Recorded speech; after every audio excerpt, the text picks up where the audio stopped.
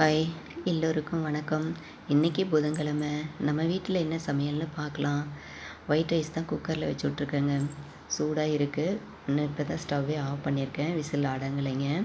கிள்ளி போட்ட பருப்பு சாம்பார் வச்சுருக்குறேங்க.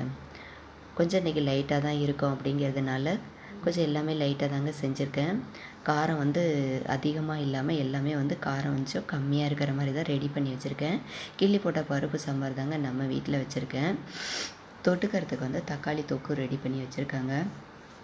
இதில் பருப்பு, கடலப்பருப்பு, உளுத்தம் பருப்பெல்லாம் போட்டு இதுலேயே வரமிளகாய் கிள்ளி போட்டு தாங்க தக்காளி தொக்கு ரெடி பண்ணியிருக்கேன். செம்ம டேஸ்ட்டாக இருக்கும்.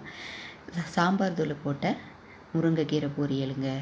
லைட்டாக மிளகாய் தூள் போட்டதுங்க.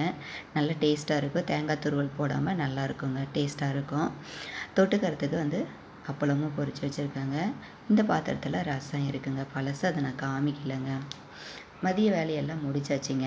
இதோட நம்ம லஞ்சும் ஸ்டார்ட் ஆகிடுச்சிங்க. பாத்திரத்தையும் கையோட விளக்கி கழுவிட்டேங்க. தேங்க்யூ.